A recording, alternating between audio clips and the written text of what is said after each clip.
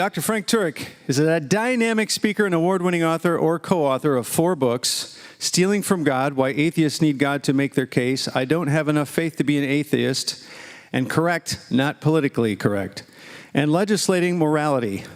As the president of CrossExamined.org, Frank presents powerful and entertaining evidence for Christianity at churches, high schools, and at secular college campuses that are often hostile to his message.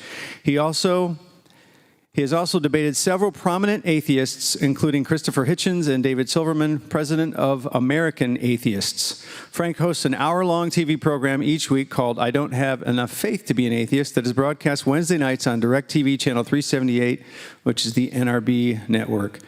His radio program called Cross-Examined with Frank Turek airs on 186 stations every Saturday morning at 10 a.m. Eastern and is available continuously on the free Cross-Examined app. That's available at crossexamined.org. Frank is a widely featured guest in the media as a leading apologetics expert and cultural commentator. He has appeared on hundreds of radio programs and many top TV programs, including The O'Reilly Factor, Hannity and Combs, Faith Under Fire, and Politically Incorrect. He also writes a column for townhall.com and several other sites. A former aviator in the U.S. Navy. Any Navy folks in here? There you go. Frank has a master's degree from the George Washington University and a doctorate from Southern Evangelical Seminary. He and his wife, Stephanie, and she's around here, are blessed with 3 grown sons. I first met Frank many years ago. He was the guitar player in one of my worship teams up the road here at another church, and we had a guest speaker one day. His name is Dr. Norman Geisler. Frank took Norman into his home, and he stayed there, and ever since, Frank has gotten the apologetics bug bad. So he went down to the seminary there, got himself all educated up, and he's here today to let out some of what he took in through all those years. Please join me in welcoming today Dr. Frank Turek.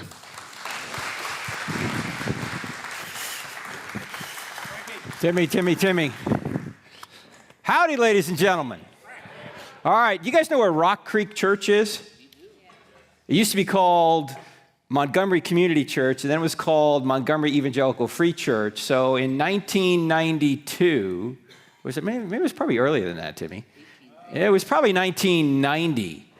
It was probably about 1990. We went into that church, my wife and I, who's here today. I'll introduce you to, well, she doesn't want to be introduced, forget it.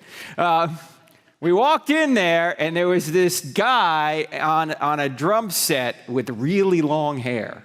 It was like down to here, and the pastor was playing a saxophone, and the pastor's daughter was playing a flute, and another guy was playing a guitar, somebody else playing a bass. Well, that guy with the long hair was Tim Ripley. Yes. Have you seen the pictures? We want to see pictures. All right, I'm going to try and bring them tomorrow. I got to scan some over at Tim's house. Yes, we're scanning some pictures for tomorrow, Tim. So we're going to be preaching here tomorrow, so you got to be here tomorrow at 10 or at 10:20, whenever you guys normally get here. And I'm going to show you some old-time pictures of the great Tim Ripley. And I was actually privileged to join him as a worship team guitarist, and I was totally the worst person in the band. In fact, when we went touring once on a gig, they actually made up a name for the band because they didn't want to be associated with me and some other guys in the band. We were called, what was that, Tim? Pink Flamingo or something. Plaid Flamingo or something. Anyway, so we go way back. This was, we moved from here to Charlotte, North Carolina in 1993 to go to seminary. That's what Tim had mentioned. And the book, I Don't Have Enough Faith to Be an Atheist, was written about 10 years after that. The co-author was Norman Geisler, the man I met here actually in the D.C. area, who had started a seminary down in Charlotte, and it's devoted to apologetics. That's not apologizing for what you believe, as you know. It's to give a reason for the hope that you have. It actually comes from 1 Peter 3:15. The word in Greek actually means to defend. So I'd like to give you some reasons why Christianity is true today and why I don't have enough faith to be an atheist. Now, the problem here is what I'm going to say here today is extremely controversial. Whenever you call something I don't have enough faith to be an atheist, it's going to be controversial, especially in today's secular age. So it's absolutely critical that you listen closely, because I don't want you walking out of here thinking I said something I did not say. If you don't listen closely, the results can be disastrous. Das hier ist mein Sektor. Das hier ist das wichtigste Gerät des Küstenwächters. Das Gerät und das Gerät. Überlebensradar.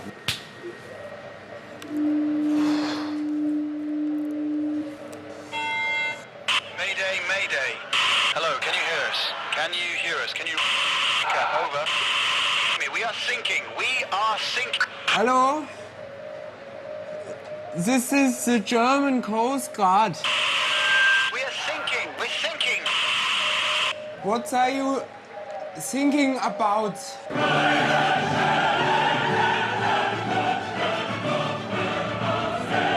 So what are you thinking about? Are you guys ready to go?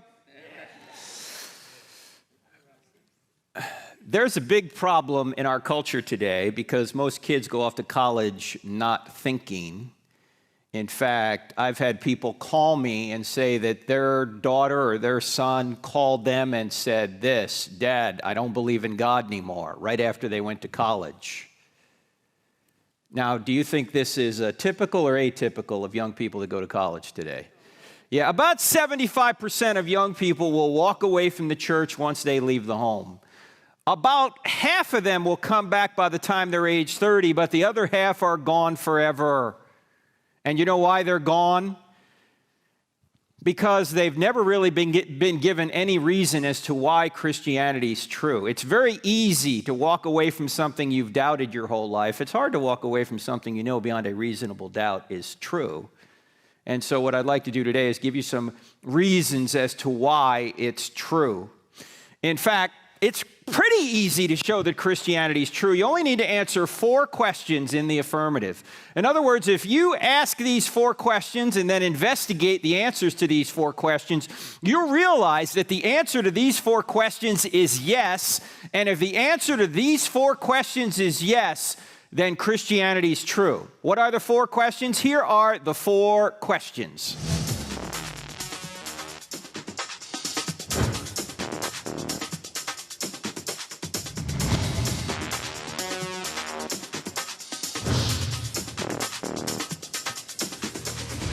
Isn't it?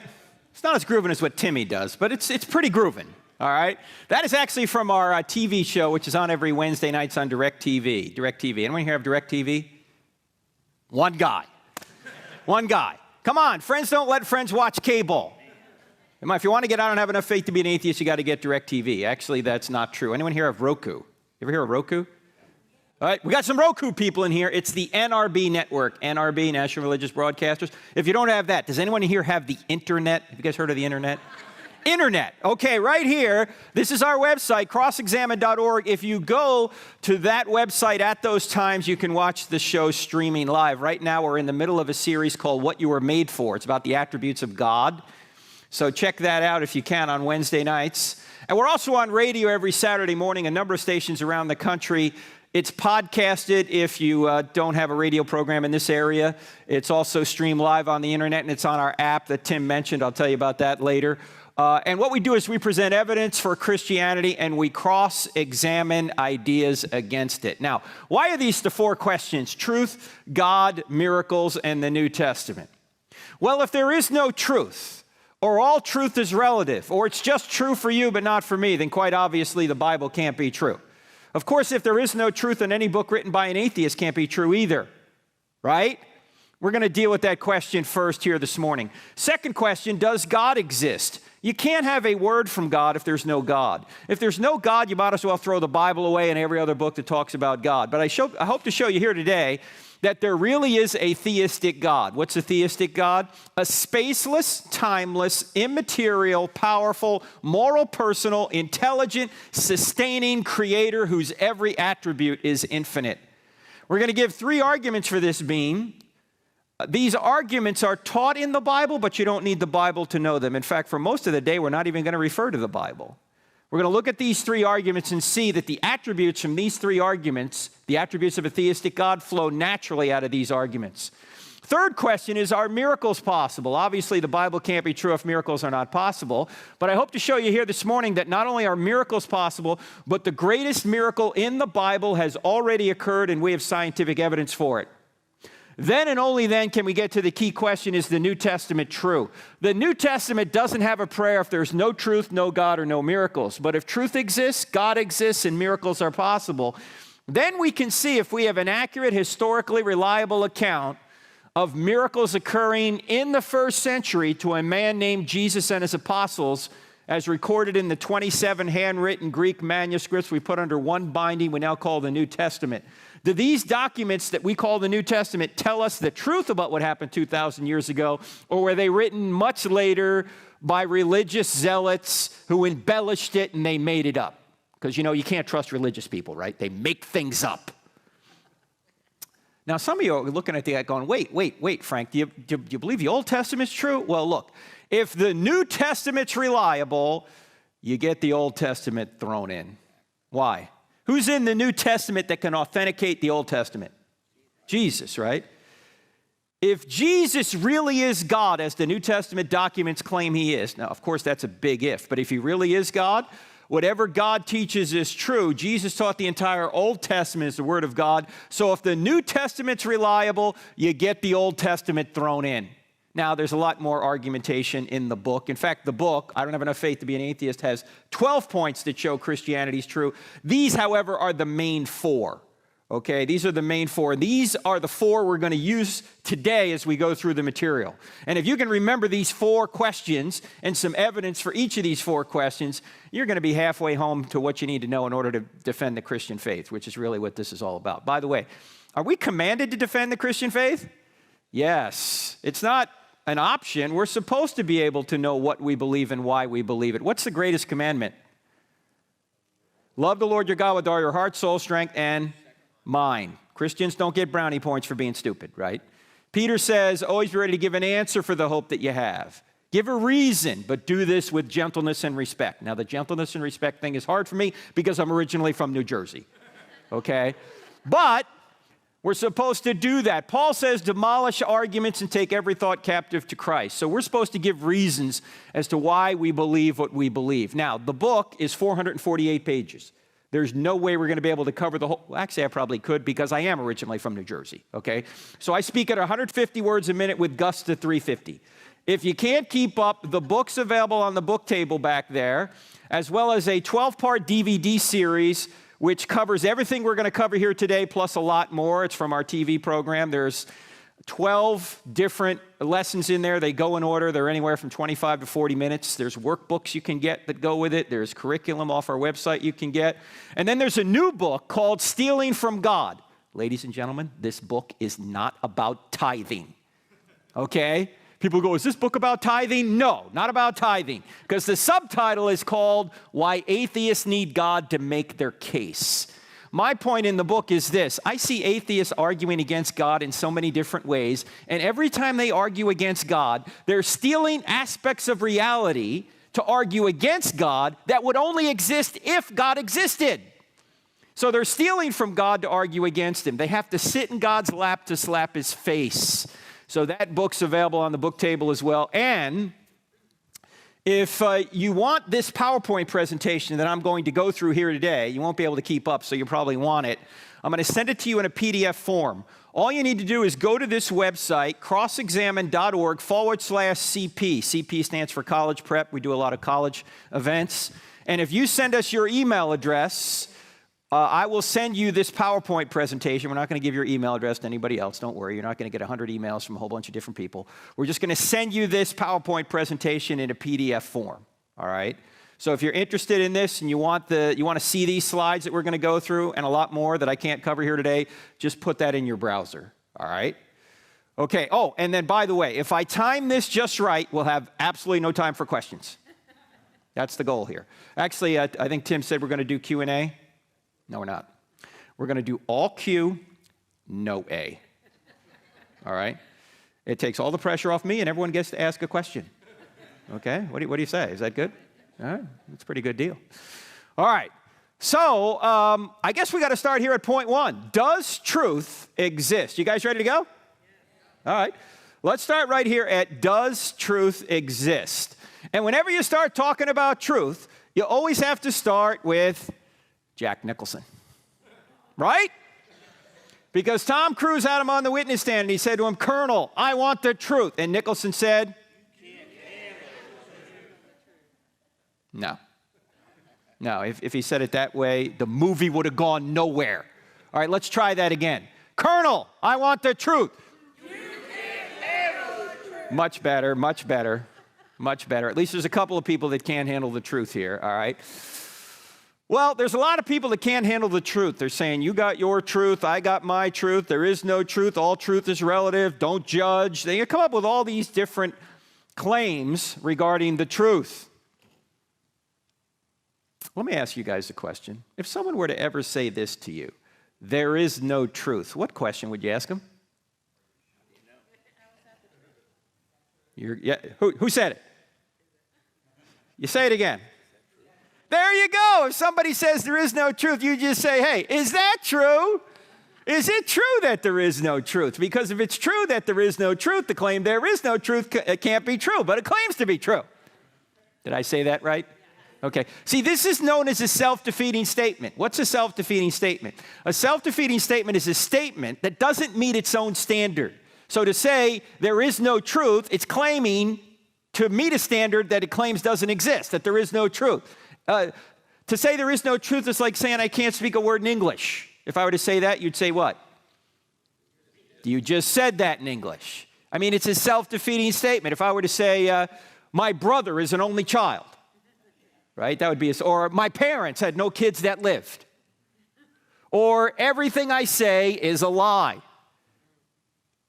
Some of you will get that tomorrow. Or all generalizations are false. Some of you will never get that one, okay? These are self-defeating statements. And there's a law out there known as the law of non-contradiction. It's just one of the most fundamental rules of all logic. You can't think of thought without the law of non-contradiction. It says opposite ideas cannot be both true at the same time and in the same sense, right? So something can't be true and not true at the same time and in the same sense. The earth can't be both round and not round at the same time and in the same sense, right?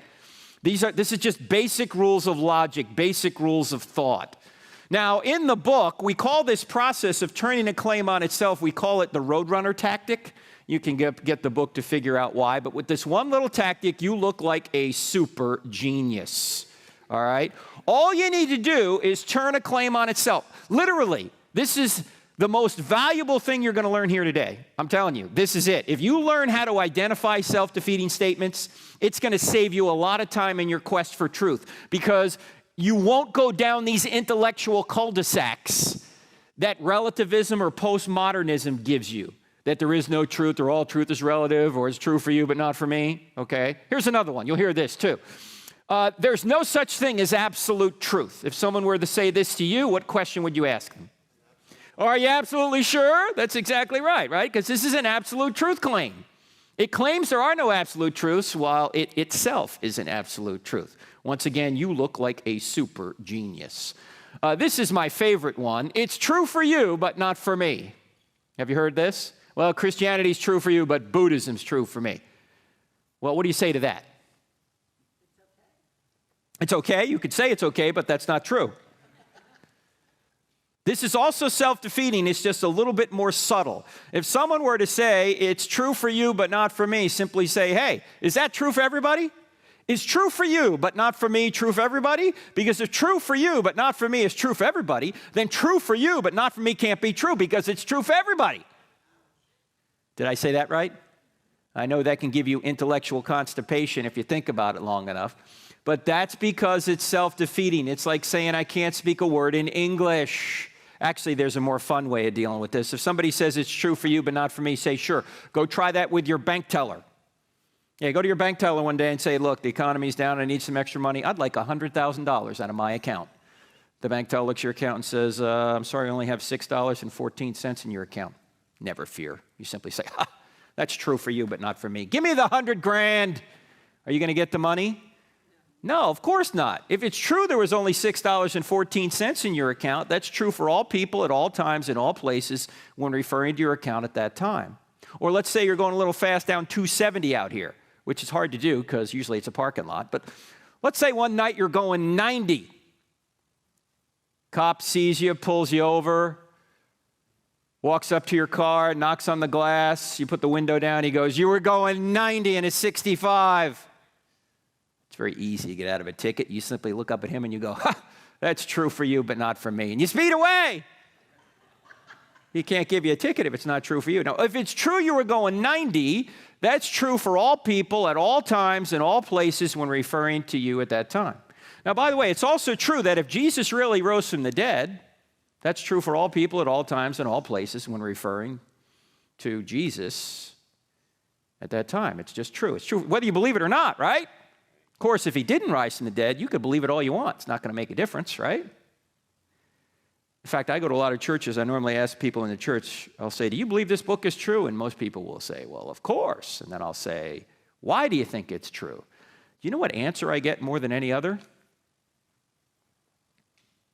Because I have faith. Is that a good answer? No, it's not a good answer. Why would it be a good answer? I mean, does your faith change whether or not this book is true? Does your faith change whether or not God exists or Jesus rose from the dead? No, your faith doesn't change a thing about those things. I mean, do you have to believe something to make it true? Do you have to believe in gravity to stay on the ground?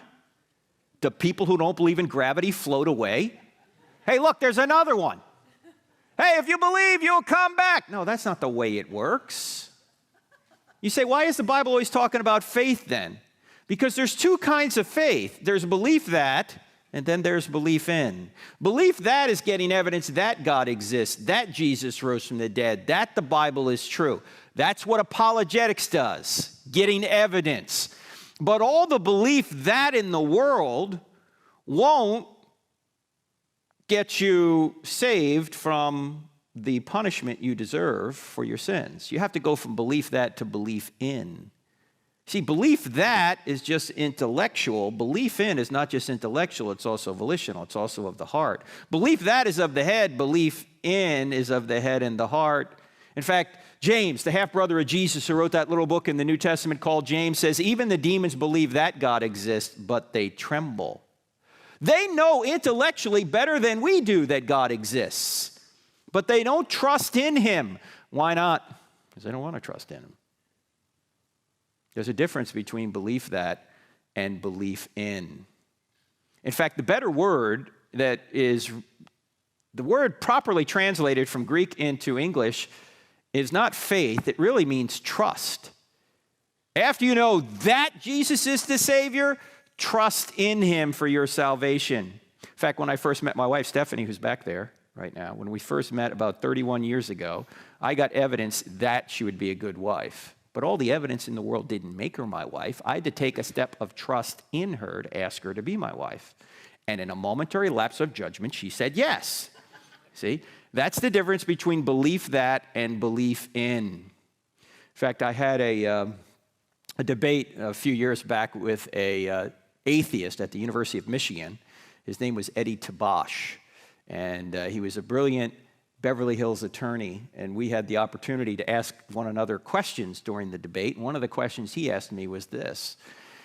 He said, my mother was a survivor of the Holocaust. She had a lot of suffering in her life. Toward the end of her life, somebody gave her the gospel, but she rejected it, and then she died. Frank, is my mother in hell right now? That's a tough question to ask in front of a secular audience, right? So I said to him, Eddie, I don't know where your mother is now. I don't know if she had a deathbed conversion or not, but if she didn't accept Christ before she died, then God is too loving to force her into heaven against her will. You see, the assumption is everybody wants to go to heaven. That's not true. Who's in heaven? Jesus is in heaven, right? Well, people have been running from Jesus their entire lives. What's God going to do when they die? He's going to yank them into his presence for all eternity? How would that be loving? And then I asked the audience a question. In fact, I'll just pretend you're the University of Michigan audience. I asked the ladies this question. So ladies, let me ask you this question. Ladies, have you ever had a man pursue you whom you did not want to date? Yes. Some are going, yeah, and he's sitting next to me right now. He will not leave me alone. Whenever I ask that question, the ladies giggle and the men look at their shoes. Is she looking at me right now? Well, ladies, suppose this man pursues you, and he's pursuing you, and he keeps asking you out, and you're not interested. So finally, you get to the point where you say, look, I like you, but only as a... Ladies, why don't you just stick the knife in and turn it? Every man has heard the dreaded friend rejection. Men, if you ever hear the dreaded friend rejection, move on. She's not interested. In fact, I have some shocking news for you. She doesn't even like you as a friend. Okay, if she did, she'd be interested. She's just trying to be nice. All right, but ladies, suppose this man is not deterred by you saying, no, I just like you as a friend, and he continues to pursue, he continues to pursue. He gets to the point where he says, look, I love you so much, I'm going to force you to love me. Run, screaming from the building, right? Can he force you to love him? No, the only thing he can do is to win your hand freely. But if you're not interested in him, he can't force love. He can't force you to love him. Love, by definition, must be freely given. So, ladies, if he truly did love you, what would he do? He would leave you alone. That's exactly what God does for us. He sends us cards, letters, and flowers. He sends us creation. He sends us conscience. He sends us Christ. He sends us the Bible. He sends us a missionary. He sends us a radio program, a TV program. In some countries, he even sends visions, particularly to Muslims now, who are closed off to the gospel. If they're interested in Christ, if they want to know the truth, he'll get them the word. But if God does all that and we keep saying, no, no, no, no, we don't want you, then God leaves us up to our own desires. He gives us up, as Paul says in Romans chapter 1. God pursues you, but if you keep saying no, he'll leave you alone. Look, if there is a God, and there is, and if there is an afterlife, and there is, there's only two possible destinations. You're either going to be with God in the afterlife, which of course is heaven, or you're going to be separated from God in the afterlife, which is hell. Those are the only two options. Now you say, what's so bad about hell? Well, every person right now, whether they're a believer or not, gets some of the benefits of God's love. It's called God's common grace. His rain falls on the just and the unjust. Everybody at some point has some sense of God's love. They sense love. They sense a relationship. They have relationships. They think of a future. They have hope. There's some aspect of God's love in their lives. But I want you to imagine a place where there is no aspect of anything good. There's no love. There's no relationships. There are no relationships. There is no future. There is no hope. There's just stone, cold, narcissistic self-absorption. That's hell. Everything good has been withdrawn, which is God, and that's what you're left with. God will not force you into his presence if you don't want him. But if you do want him, then you'll accept the free gift that he has offered. So, to go from belief that to belief in requires you to make a decision. And even if you stay stuck in belief that, or even if you don't believe that, you've made a decision. But God's not going to force you into heaven against your will. That would be hell. Worse than hell. In fact, I think it was John Paul Sartre, a great atheist, who said, the doors of hell are locked on the inside. In fact, if you read Luke 16, where it's the rich man and Lazarus, notice the rich man in hell isn't asking to get out of hell. He just wants Lazarus to come serve him. It's not like I shouldn't be here. The doors of hell are locked on the inside. All right, how about this? Here's another self-defeating statement. There's no truth in anything but science. If someone ever says that to you, and you're going to hear this probably at college if you go there, or those who have already been there, you've probably heard this. There's no truth in anything but science. What's the problem with the claim? Apply the claim to itself. Remember, that's what we're doing here. Good. What question would you ask about that claim? Can science prove that? Or you could say, is that a scientific truth? Can you go in the laboratory and prove that? No, that's a philosophical claim right there. And here's the secret that many scientists don't realize. You can't do science without philosophy. In fact, you can't do anything without philosophy. You can't read the Bible or the newspaper without philosophy. Metaphysical things, things that are beyond the physical. In fact, in the new book, Stealing from God, there's a whole chapter in there on science, and the title of the chapter is this: Science doesn't say anything, scientists do. Think about this. All data needs to be gathered, all data needs to be interpreted, and who does that? Scientists do that. If there were no human beings, would there be such a thing called science? No. And here's the problem. Quite frequently, the philosophical worldview of the scientist will dictate how he interprets the evidence. Take evolution and creation, for example, or evolution and intelligent design. The intelligent design people are open to the two types of causes. What are the two types of causes? Natural and intelligent. Those are the only two possible causes. Something could be caused by a natural force or an intelligent being. But the Darwinists or the evolutionists have ruled out intelligence before they look at the evidence, so the only cause they're open to is a natural cause. They philosophically said there is no intelligence, so it's got to be a natural cause. Now, is the result of their philosophical presupposition the reason they're coming to that conclusion? It might be, right? If they've ruled out the only other alternative, is it no wonder they're always saying it's got to be a natural cause? The intelligent design people are open to both. They're saying it could be a natural cause, but it could also be intelligent. Which way does the evidence point? If you look at this in any great detail, you'll realize the evidence points towards intelligence when you look at life and new life forms. So science doesn't say anything, scientists do. And you can't do science without philosophy. In fact, when you get a PhD, what does the PH stand for? Philosophy, right? Philosophy of biology, philosophy of physics, philosophy of history, whatever it is. What is philosophy? It's technically the love of wisdom. But what I mean is, these are metaphysical principles, the laws of logic, the idea that our minds can ascertain truth about the real world and draw conclusions about that. These are immaterial realities that can't be proven by science. Why? They have to be assumed in order to do science. You can't do science without the laws of logic. You can't do science without your senses. These are things you have to use in order to do science. So don't be afraid of science. When you look at science and you're open to both types of causes, you'll realize that the evidence strongly points towards an intelligent being. In fact, we're going to look at some of that evidence as we go here this morning. All right, here's a big one, by the way. You're going to hear this a lot. You ought not judge.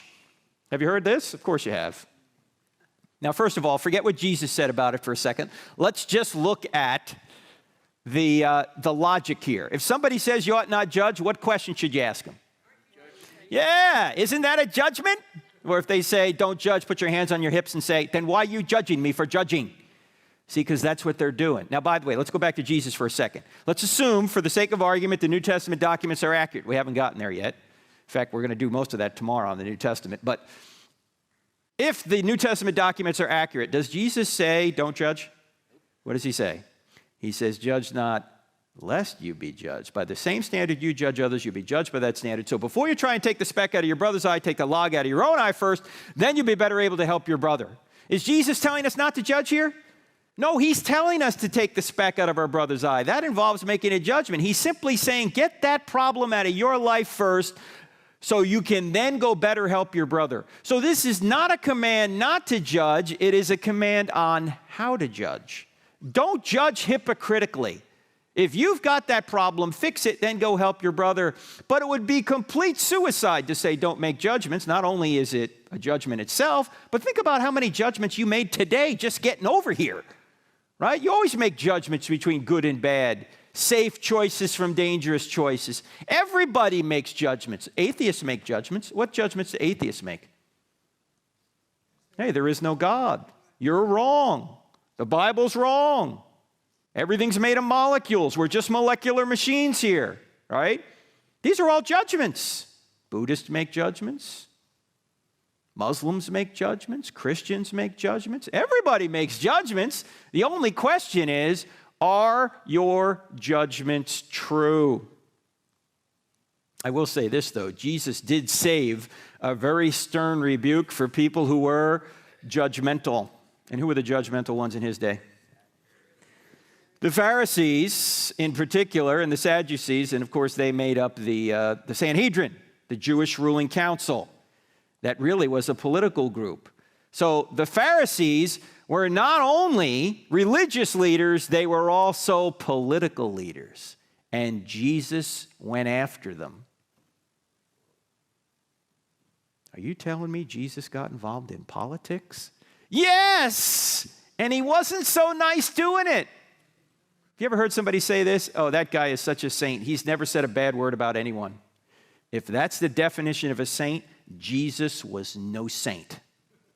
Just read Matthew chapter 23. You guys ever read Matthew chapter 23? Jesus is talking to these Pharisees and Sadducees. And by the way, you know how you can remember the Sadducees. They were Sadducee because they didn't believe in the resurrection. See? But the Pharisees and the Sadducees were on this council, and Jesus went after them. Here's what he says in Matthew chapter 23. Woe to you, scribes and Pharisees, you hypocrites! You strain out a gnat and swallow a camel. Oh, you look great on the outside. You're whitewashed tombs, but on the inside, you're full of dead men's bones. You go a mile to make a convert, and then once you make him a convert, you make him twice as much a son of hell as you are. How will you avoid being condemned to hell? What? Sweet and gentle Jesus said this? Yes, Jesus was not Barney. Can't we all just get along, boys and girls? No. He was not Mr. Rogers. Can you say kindness, boys and girls? I mean, he was kind most of the time, but he certainly didn't go around saying, this sermon brought to you by the letter Q. No, Jesus was tough. In fact, one of the reasons they killed him was because he was so tough. He was the most politically incorrect person out there. He sacrificed those sacred cows, didn't he? He went after people. He wasn't tiptoeing around things. So don't buy into this idea that you always have to be sweet and gentle and never say anything direct or forceful. Look at our own example, Jesus. Direct and forceful on many occasions. Although, it is true, we do have to have the right attitude. Somebody put it this way, that evangelism is just one beggar showing another beggar where the food is, right? I mean, we're no better than anyone else. Paul says, I was the worst of all sinners. If Paul's claiming he's the worst of all sinners, then every one of us ought to claim the same thing, right? He said, but God in his mercy saved me. Hey, I noticed one other thing about judging. Just recently I noticed this. You ever notice that when you compliment somebody, which is a judgment, nobody ever gets upset? Like if I say to Timmy, man, you're just a great worship leader. All that music you play and just how you lead everybody here, it's just so worshipful. You think he's going to go, who do you think you are? Are you judging me? No, he's never going to say that. You see, I've noticed that people really don't have a problem with judging. They just have a problem with judgments they don't like. And by the way, if you say something that's true to somebody and they get upset, you just helped convict them. As Augustine said, we love the truth when it enlightens us. We hate the truth when it convicts us. For you military guys in here, you always get more flack when you're over the target. If you tell somebody something that's true and they get upset, you're over the target. Sometimes you got to just tell people the truth straight out. In fact, Jesus is the truth, right? You've got to tell them, this is the biggest problem in America, and it's the biggest problem in the church. What's the biggest problem? We suppress the truth and unrighteousness to go our own way. We don't want it to be true. Now, all of this are ways that you can show that relativism and postmodernism are false, that there really is truth out there. So this roadrunner tactic we're talking about here is a good way for you to be a lie detector. If you learn how to apply a claim to itself, which is, again, this is the most important thing you can learn here today, how to apply a claim to itself, you're going to become a fearless apologist. Half of what you need to know is just learning how to think about this, how to turn claims on themselves. And if you get to be a good lie detector, you're going to be a very effective apologist. Now, this lie detector thing kind of reminds me of Homer Simpson. Check this out. Now we're going to run a few tests. This is a simple lie detector. I'll ask you a few yes or no questions, and you just answer truthfully. Do you understand? Yes.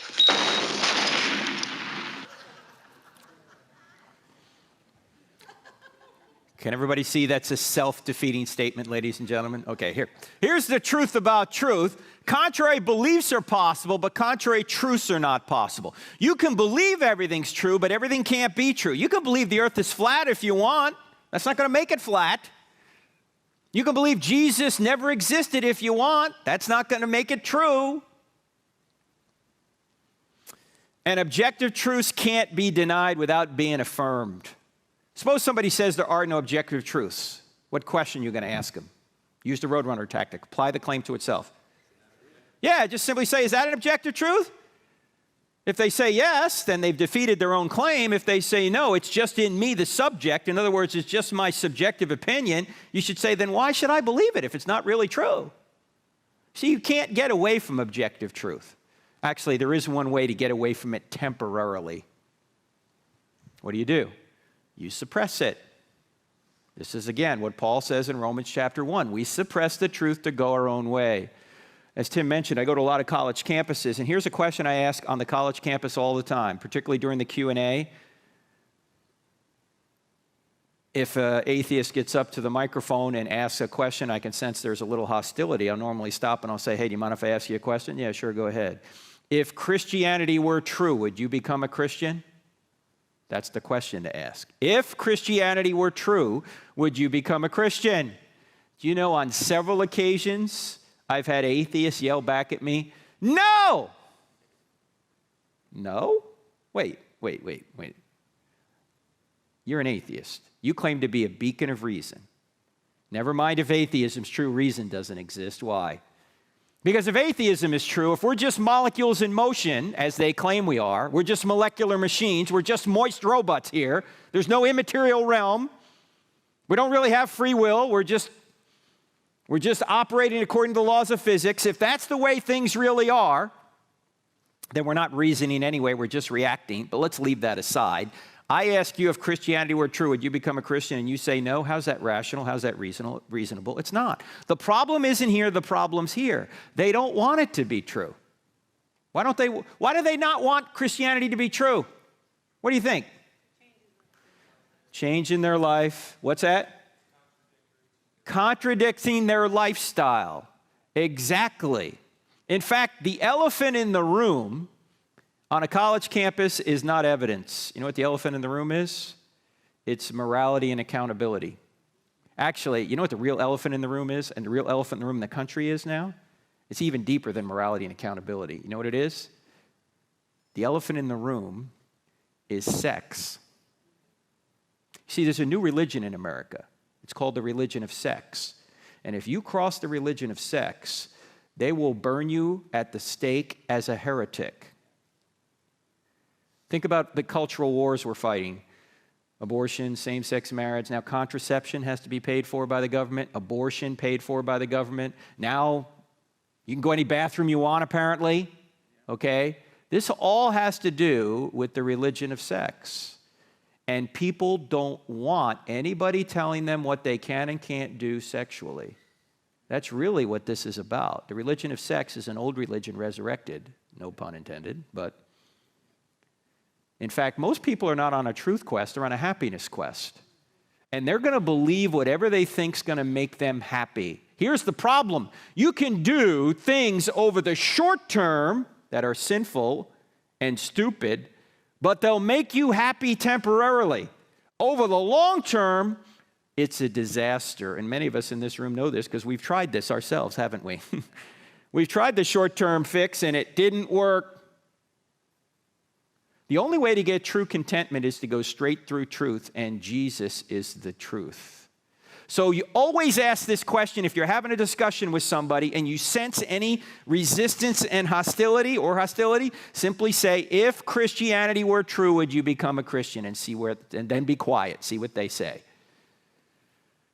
I've had people say, well, yeah, I would, but you couldn't prove it. Are they open? No. They're not going, oh, yeah, let me look at the evidence, or I've never seen any evidence. If that's the case, you got somebody open if they say that. So ask, if Christianity were true, would you become a Christian. In fact, Pascal put it this way.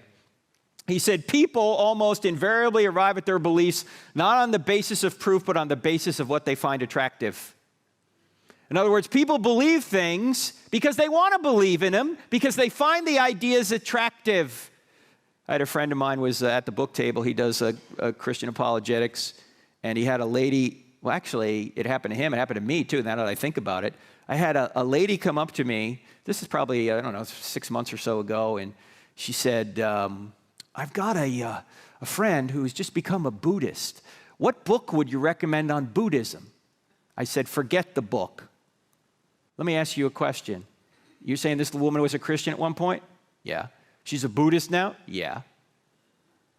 99 times out of 10, the real issue here is she's doing something in her life that she knows is immoral, but she wants to justify it. So what she's trying to have is spirituality without moral accountability. Am I right? She went, bingo. Forget the book. She's not interested in truth.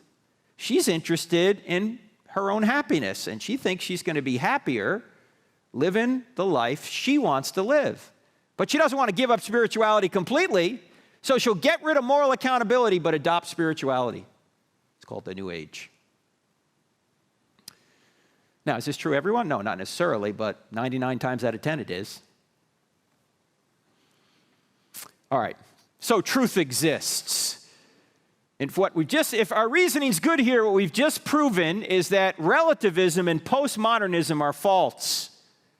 You with me? See what I'm saying here? Because to say it's true, there is no truth, is a truth claim and self-defeating. So now we've got to see, is it true that God exists? Is it true that God exists? And we need to determine what we mean by God. What we're talking about here is a theistic God. What's a theistic God? A theistic God is a being who's beyond the world, who created the world and sustains the world. In fact, most world religions you can put into one of these three views. This will simplify world religions kind of from 10,000 feet. Most of them you can put into one of these three views.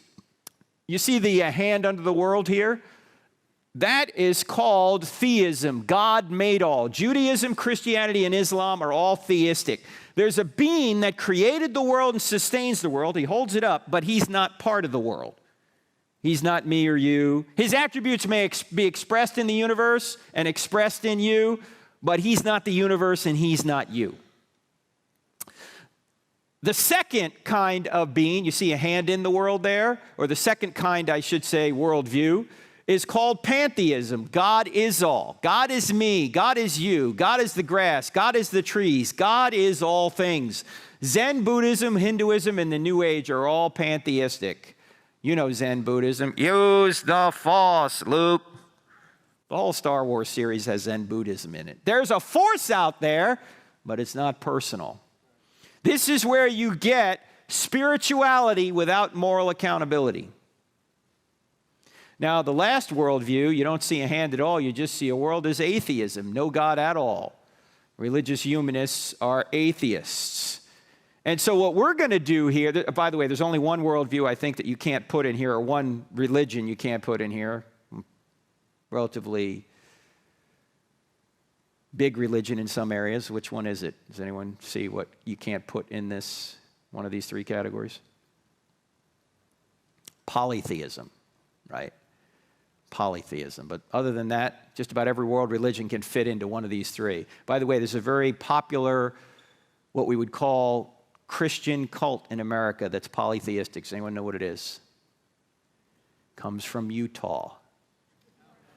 Mormons are polytheists. Really? Yeah. As man is, God once was. Doesn't mean every Mormon believes this, but they're polytheists. They believe, men, if you're a good Mormon, one day you're going to get your own planet. Just like the God of this planet was a man once and he became a god, one day you'll be able to do it too if you're good. And women, if you marry a Mormon guy, you'll be eternally pregnant.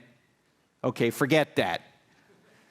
Take them off your Christian Tingle application there. You don't want to marry a Mormon guy, okay?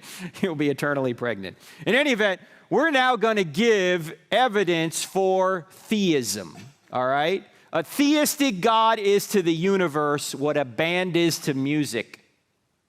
What do I mean by that? If the band were up here playing music, the band would be creating and sustaining the music. What happens to the music once the band's over? The music's over, right? If the band stops playing, the music's over. So the band creates the music, its attributes are expressed in the music, and the band sustains the music, but the band is not the music.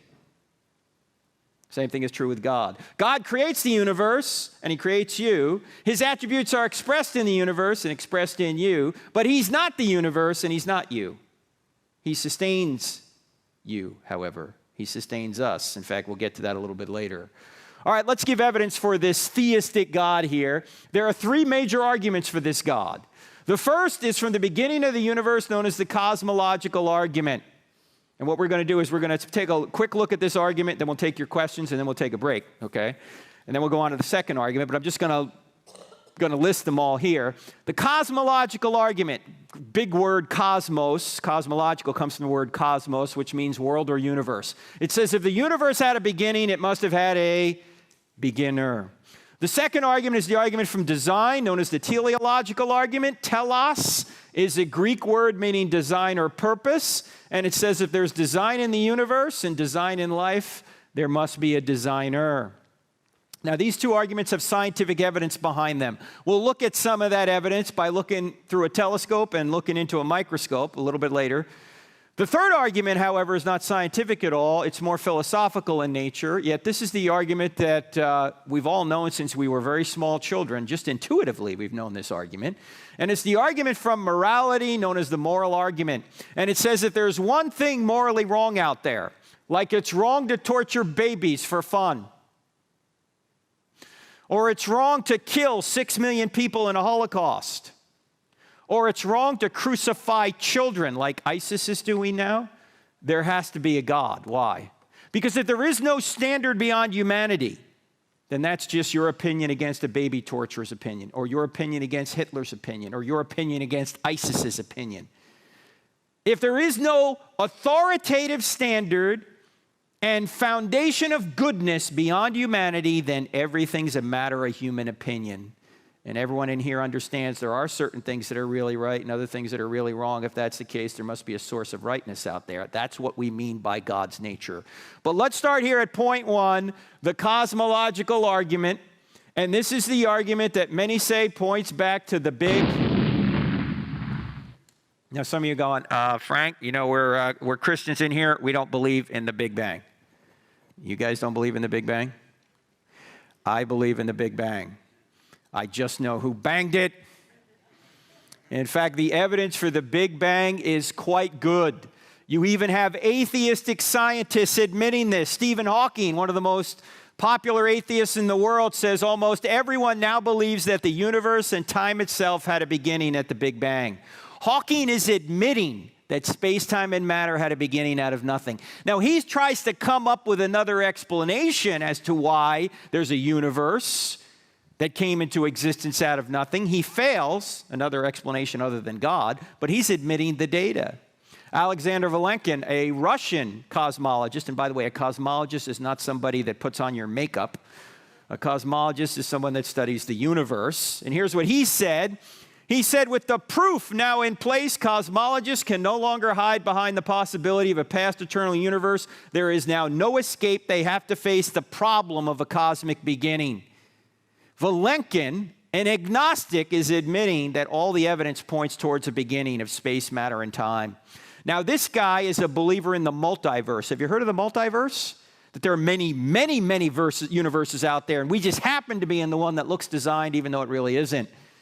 But even Vilenkin admits this. Even if there are other universes out there, the whole show, all the universes together need an absolute beginning.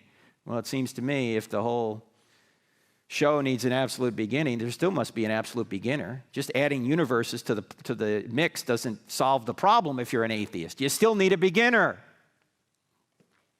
In fact, what is the scientific evidence that is having these atheists and agnostic scientists admitting the universe had a beginning? It's all in the book. I'm not going to spend any time on explaining all this, but there's an acronym in the book that will help you remember the evidence. The scientific evidence the universe had a beginning, it's called SURGE, S-U-R-G-E.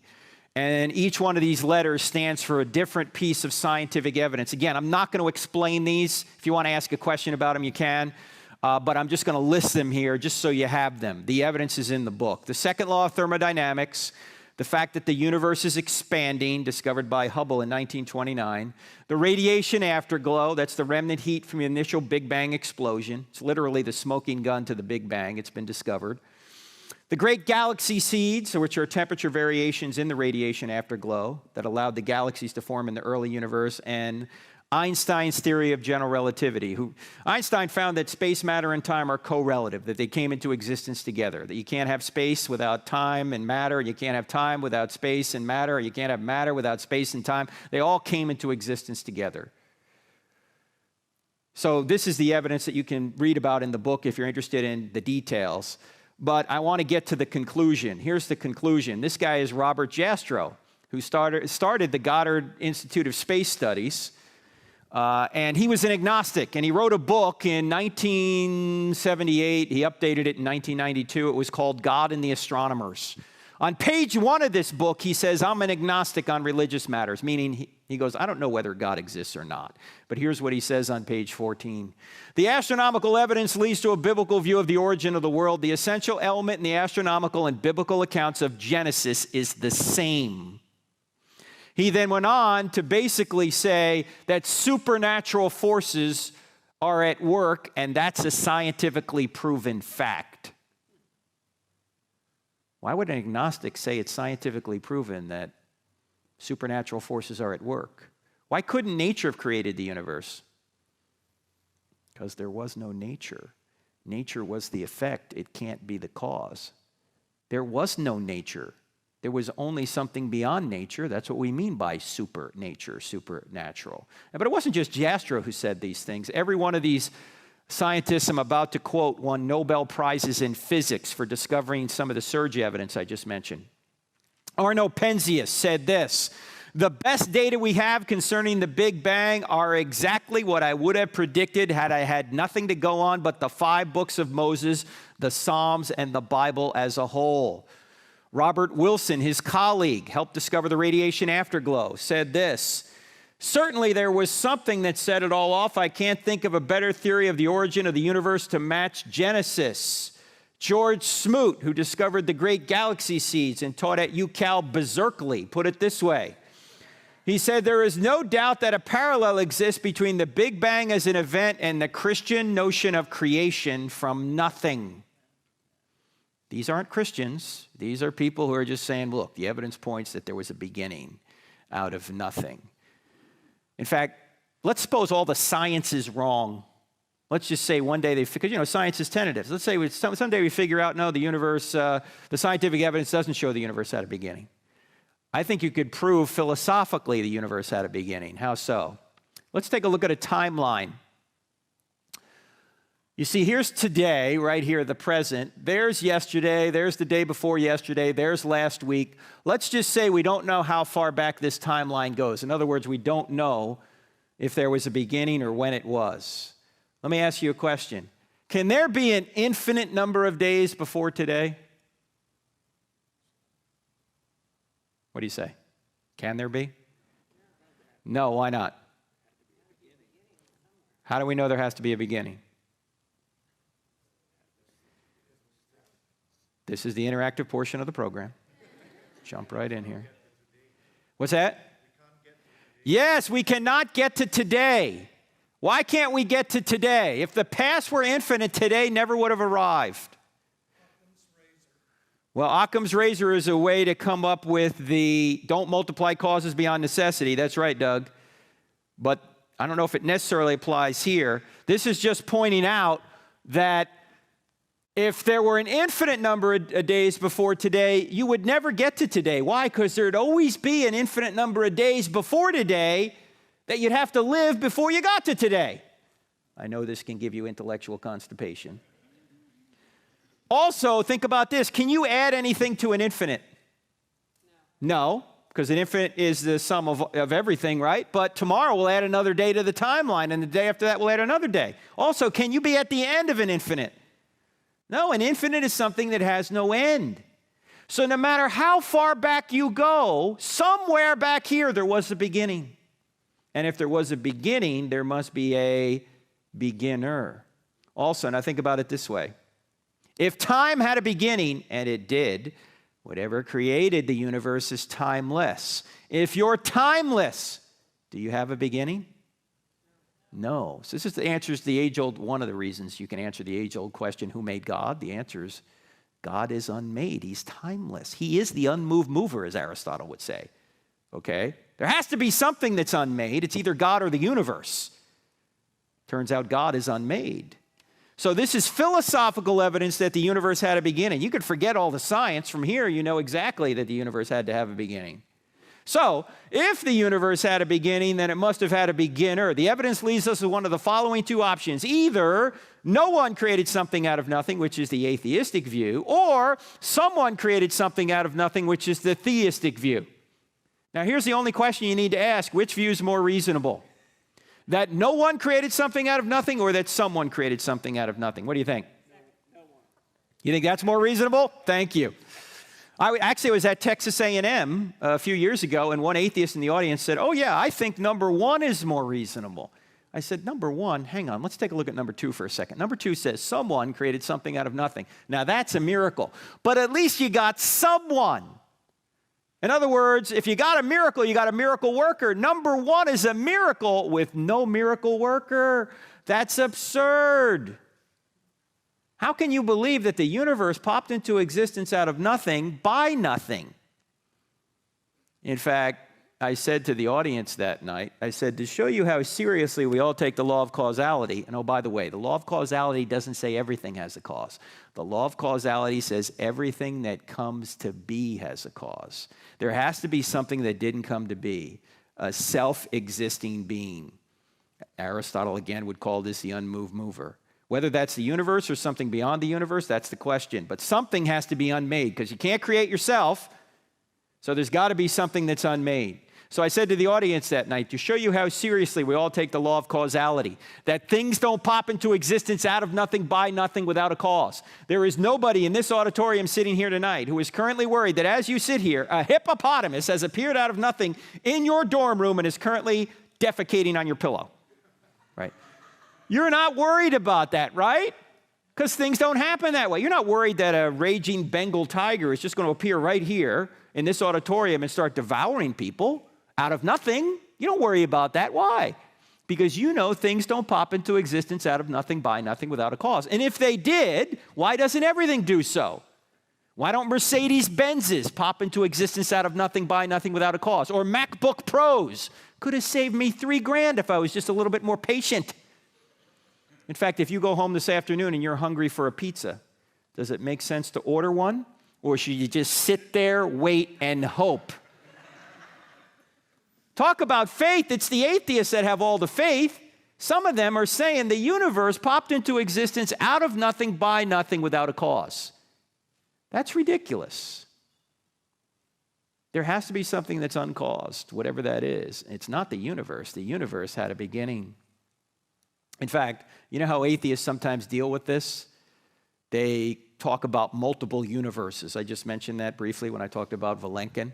Multiple universes. This is supposed to somehow get rid of the need for God. It doesn't. But they go to comical lengths sometimes to try and avoid God. In fact, here's how National Geographic showed us how multiple universes could work. Here's a graphic from their magazine. Self-generating universes, multiple universes grow like branches from a tree trunk in a model that allows the universe to create itself. Hello, McFly. Can you create yourself?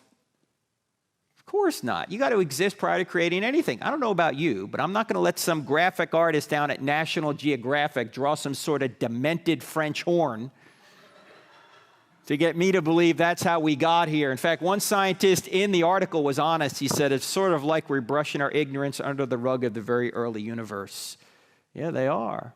In fact, let's go back to Jastrow. Again, he's the agnostic astronomer that I mentioned earlier who wrote the book God and the Astronomers. He went through much of this evidence for the beginning of the universe, which seems to imply there's a God, right? He went through this whole thing. Remember, he's an agnostic. He doesn't know if there's a God or not. He's not a Christian. But here's what he says at the end of the book. This is the last line of the book. It's worth the price of the book. After all this evidence, he says this: for the scientist who has lived by his faith in the power of reason, the story ends like a bad dream. He has scaled the mountains of ignorance. He's about to conquer the highest peak. As he pulls himself over the final rock, he's greeted by a band of theologians who've been sitting there for centuries. No doubt reading Genesis 1:1, in the beginning, God created the heavens and the earth. That's the best explanation. Now, by the way, can anyone see any good reason why we ought not be teaching this surge evidence or this evidence for the beginning of the universe in our public school system? Did I say anything about the reason we believe this is because the Bible says so? No.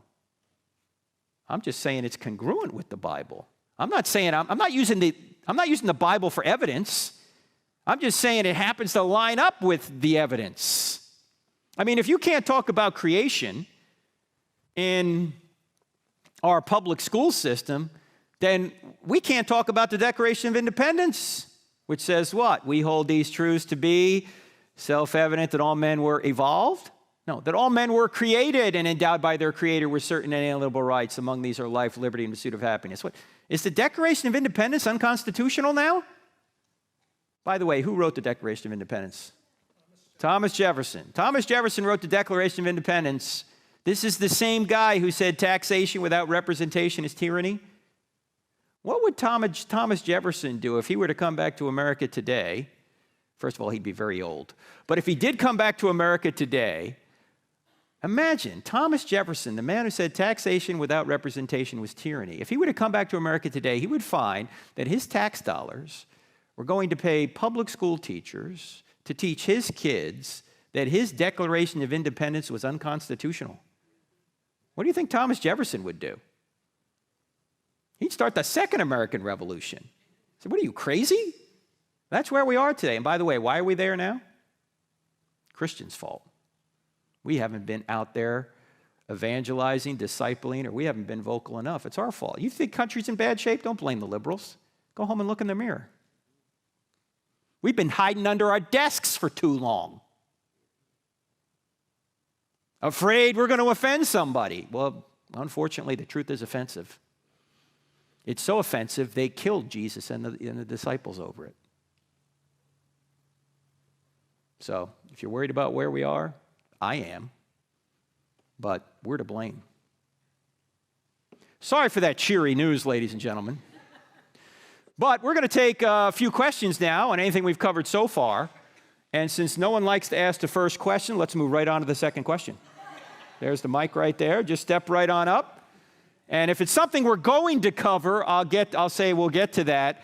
But if it's something we've already covered or something we won't cover, we'll try and answer. We got microphones. Yes, sir. What's your name? Hi, my name's Kevin Lasco. Ken? How you doing? Kevin. Oh, Kevin. Go ahead, sir. By the way, I'm a public school teacher here in Montgomery County. Oh, just beautiful. to let you know. Well, you can teach the surge evidence. Now, going back to the point about truth, the only hole I really find is the difference between subjective truth and objective truth. And I'll give you a prime example. Before I was a public school teacher, I actually was an academic. I was in archaeology.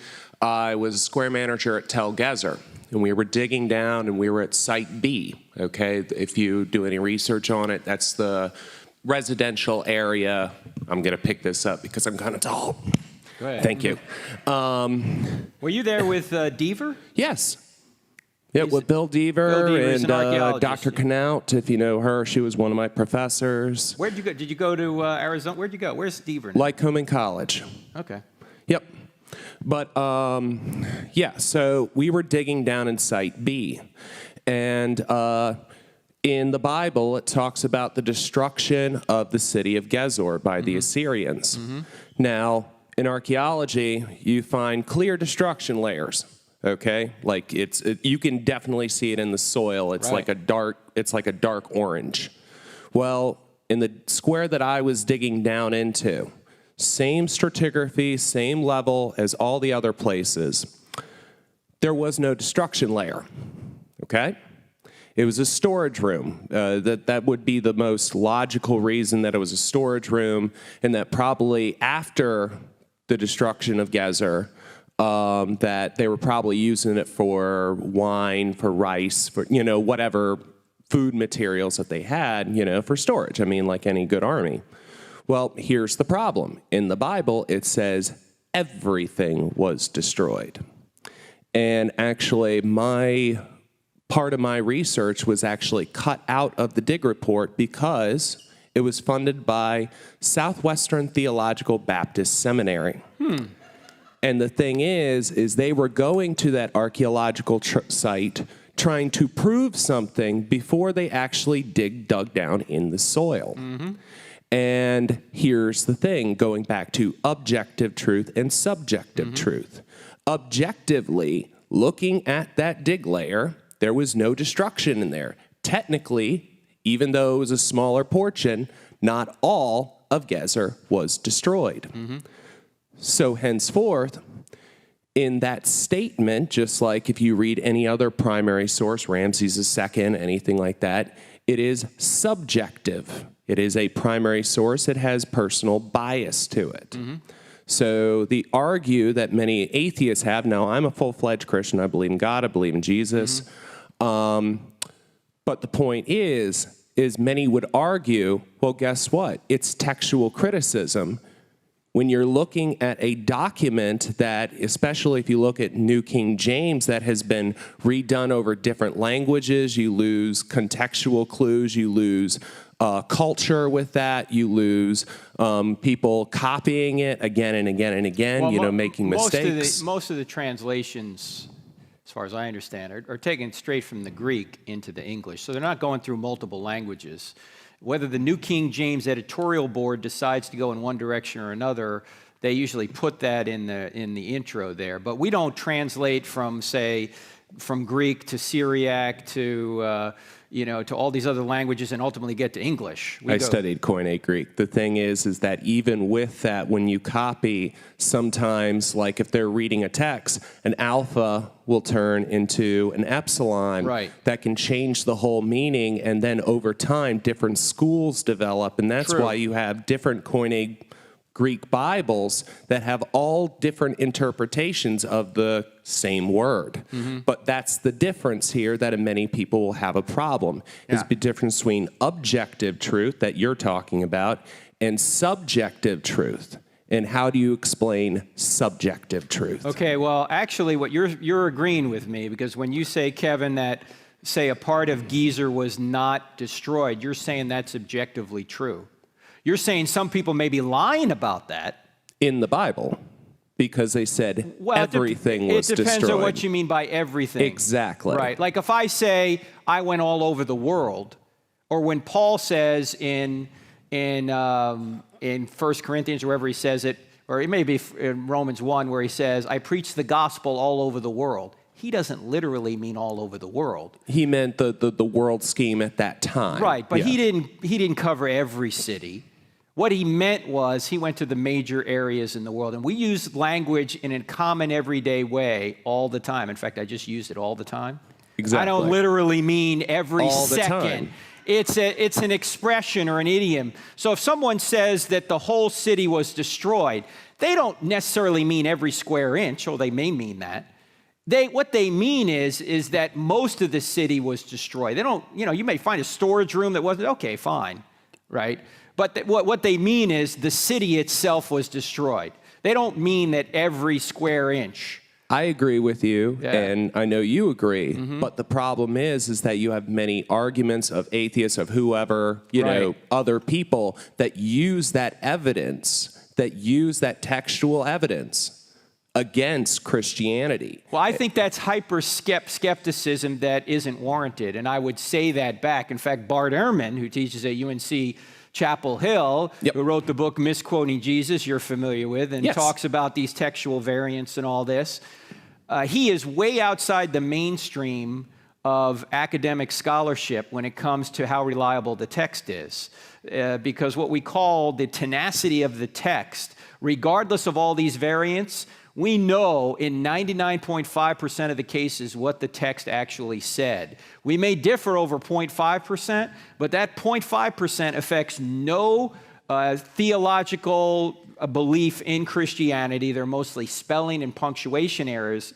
Yet when Bart Ehrman says in his popular book that these things are problematic, he says the exact opposite in his academic book that he writes with, say, Bruce Metzger, his mentor at Princeton University. The same year he came out with Misquoting Jesus, which was the popular book, he came out with the text of the New Testament with Ehrman, and he comes to opposite conclusions with the same evidence. Bart Ehrman doesn't even agree with himself. It ought to be called Misquoting Ehrman rather than Misquoting Jesus.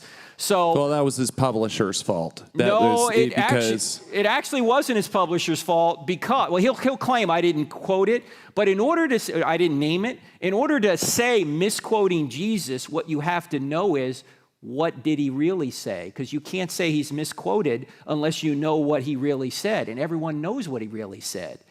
So he is actually, by letting that book go forward, he's actually trying to give the wrong impression to the general public who doesn't know any better, when the academic world is going, you're way off base here. So in fact, if you look at the second edition of Misquoting Jesus, in fact, I can even show you the quote.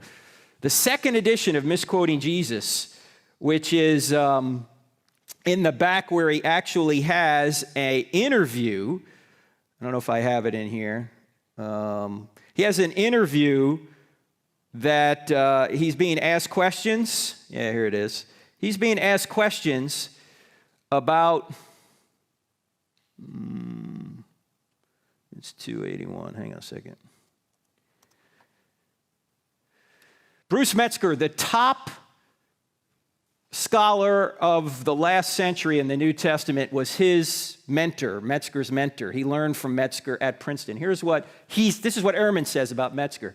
Bruce Metzger is one of the great scholars of modern times, and I dedicated the book to him because he was both my inspiration for going into textual criticism and the person who trained me in the field. I have nothing but respect and admiration for him. And even though we disagree on important religious questions, he is a firmly committed Christian and I am not. We are in complete agreement on a number of very important historical textual questions. He goes on to say that if he and I were put in a room and asked to hammer out a consensus statement on what we think the original text of the New Testament probably looked like, there would be very few points of disagreement, maybe 1 or 2 dozen points out of many thousands. The position I argue for in Misquoting Jesus does not actually stand at odds with Professor Metzger's position that the essential Christian beliefs are not affected by textual variants in the manuscript tradition of the New Testament. So this is Ehrman saying this. I agree. No, I'm just saying that a lot of people would argue those, and that's why I was left out, because they were so hard line. They said, that it must be absolute truth in the Bible, even down to the word of, all. Yeah, I understand. You understand. I understand exactly what you're saying, Kevin, and I just think that is wrong-headed because first of all, follow the evidence where it leads. If there's a problem in the Bible, then point it out and look for a solution. And secondly, if you're trying to take language and make it so wooden and literal that the Bible has a different standard than any other book, then you're not being fair to the Bible, because the Bible writers were just like you and me in the sense that they use language just like we use it. Yep, and lost in cultural context. By the way, what do you teach in high school? I teach AP World History. I teach honors. This year I'm teaching AP World History, Honors Modern World, and AP Human Geography. Excellent. Well, we're glad you're there. Well, thank you. All right. Thank you so much, Thank you so very much for your time. Yes, sir. Thank you. Yes, sir. What's your name? My name is Matthew. Hey, Matthew. And I wanted to return to your discussion on the cosmological argument. Yeah. So you said if there's a beginning, there must be a beginner, and you boiled it down to 2 options. Either God is eternal or Something else. Something has to be eternal. Yeah. And then the question you brought it down to was, which view is more reasonable? So my question is that earlier then you talked about how believing in something doesn't make it true. Just having faith in something doesn't make it true. Truth is truth regardless of whether I want it to be or whether I think it to be. Therefore, why then does the fact that one appears more reasonable necessarily make it the right choice? Because I would agree with you, believing in God as being infinite is more reasonable than believing that nature is infinite. But just because I think it's more reasonable, why does that make it a better option? Well, let me ask you this. Is it normally a better option to pick the more reasonable choice than the less reasonable choice? Not necessarily. It's better to pick the less reasonable choice? Well, it depends on what evidence you have and Right. what you're working off of as far as reasonability, because what I reason can still be flawed, and oftentimes we find that the less evident choice or a choice that seemed initially to be out, far out, even if it seems less probable, just because it's less probable doesn't make it any less valid. Okay, well, all scientific reasoning is probabilistic. Let me put it that way. Right. So you're trying to argue inference to the best explanation. And I'm using a very low bar when I say what's most or more reasonable. If it's just 51% more reasonable, you'd go with that 51% rather than the 49. But I don't think it's just 51%. I think it's 95 or better. I don't think things pop into existence out of nothing, by nothing, without a cause. And I think the evidence shows that the universe had a beginning. So you're saying the probability is more like 90, 99%. Yeah. It's a much higher. So, but what about that remaining 1% then? Because if I pull the lever on a slot machine and I get it's 6 numbers and I get 0, 0, 0, 0, 0, all 6 are zeros. Well, the probability of me getting that was 1 in a very slim chance. I still got the result. So it was unreasonable to expect that to happen. It was extraordinarily improbable, yet it still occurred. Right, but you have evidence it occurred then. You have those zeros or those hearts or whatever you got on your slot machine. But it was just as probable before I pulled that lever than afterwards. It was just as probable. Right. It's just that it happened at that point. Well, but you see, a rare event happens. Rare events happen all the time. This is a rare event. You and I have never spoken before. Right. Right. So what are the odds if we went back to when we were both born and say, what would be the odds that we would both be here? Right now, talking to one another. Very slim, but it's happening, so we have evidence for it. The evidence isn't the rarity of the event. The evidence is, or I should say, what your belief about the event is not due to its rarity. Your belief about the event is due to the evidence you have for it. So if the evidence is good that the universe had a beginning, you ought to believe there was a beginner. If the evidence is good, you just hit the jackpot on the slot machine, you ought to believe you did. If the evidence is good there was a resurrection, you ought to believe in a resurrection, even though it's a rare event. In fact, miracles have to be rare if they're going to get our attention, as we'll see a little bit later. But so going back to then, okay, so the probability of us meeting at this point, back, if you go back 20 years, back when I was first born, seems very unreasonable to expect that. No, but yet it's still going to happen in the future. So it still was unreasonable regardless of whether it's happened yet or not. It's not unreasonable. It's that you have no evidence for it until it happens. Then once you have the evidence, then you can evaluate whether or not you ought to believe it really occurred. See, every event in history is a rare event. Every single one of them, if you want to look at it that way. But you have evidence that it occurred. I mean, what's the evidence that Sang back there, who's sitting behind you, would have his arms folded just like he has right now? What's the probability he would be like that right now? Well, not very high. I mean, but he's got him that way right now. I can see him. Right. So I look at that evidence and go, "Yep, look at his hands. What are the odds he just got married 3 weeks ago, which he did, right? Not very high, but he did." So, but we have evidence because I talked to him before this, and he said he and his wife just got married. What would be the probability he would meet his wife online initially? Probably not a lot, right? But he did. Now, we all have this evidence after the fact. We have good evidence to believe that these things actually occurred. We have evidence after the fact that the universe had a beginning. Even though it's a rare event, we should believe it. Okay. I'll take that answer then. All right. Thanks, Matthew. By the way, you know what the word Matthew means? Yeah. Beloved of God. And I tell my wife, you know what frank means? It means servant of the Most High. And you know what Stephanie means? Make me a sandwich. I haven't eaten since I've used that, by the way.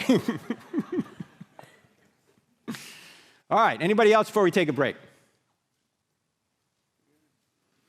All right, let's take a break. Let's come back at 12:15 and we'll continue.